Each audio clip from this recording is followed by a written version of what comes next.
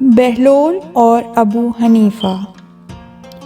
ایک دن بہلول مسجد کے قریب سے گزر رہے تھے کہ انہوں نے دیکھا کہ ابو حنیفہ مسجد میں بیٹھے ہوئے ہیں اور ان کے گرد شاگرد جمع ہیں اور وہ انہیں درس دے رہے ہیں۔ بہلول درس سننے کے لیے رک گئے۔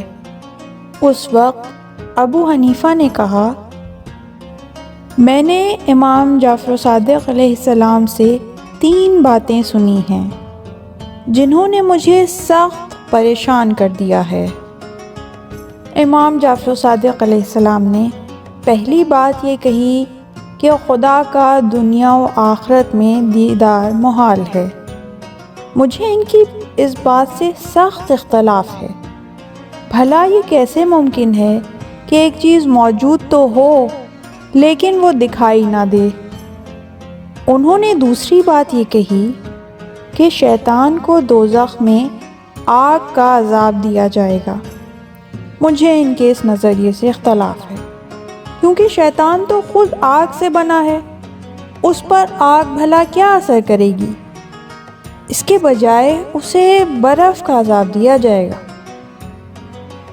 امام جعفر صادق علیہ السلام نے تیسری بات کہی کہ انسان اپنے اعمال کے خود جواب دہ ہیں، جبکہ مجھے اس سے اختلاف ہے اور میرا نظریہ یہ ہے کہ ہر فعل خدا کی قضاء و قدر سے ظہور پذیر ہوتا ہے اور انسان اپنے اعمال کے لیے جواب دہ نہیں ہے۔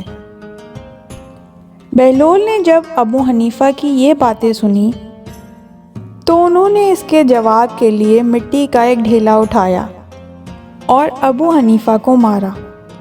وہ ڈھیلا ان کے سر پر لگا اور ابو حنیفہ چیخنے لگے اور بہلول وہاں سے دوڑ پڑے۔ ابو حنیفہ نے قاضی کے پاس شکایت کی۔ قاضی نے بہلول کو اپنی عدالت میں طلب کیا اور ان سے کہا کہ تم نے ابو حنیفہ کو ڈھیلا کیوں مارا، جس کی وجہ سے انہیں سخت درد کا سامنا کرنا پڑا؟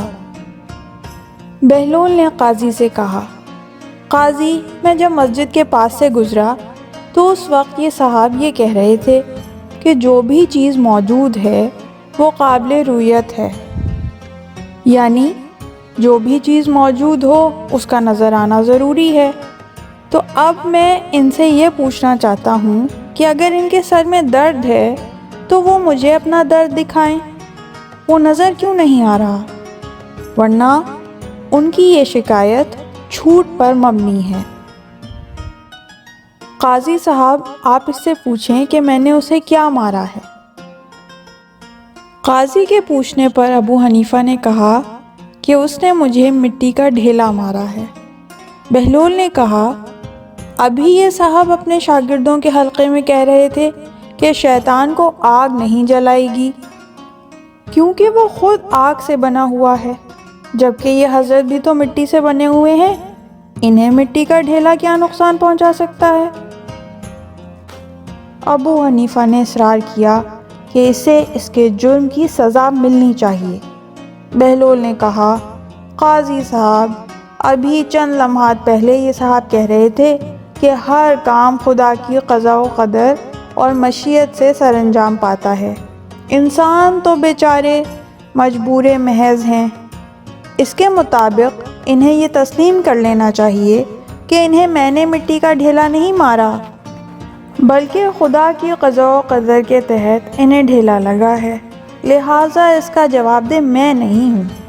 ہاں، اگر انہیں کوئی شکایت ہے تو انہیں قضاء و قدر کی شکایت کرنی چاہیے، میں تو بالکل بے گناہ ہوں، انہیں میرے خلاف شکایت کا کوئی حق نہیں ہے۔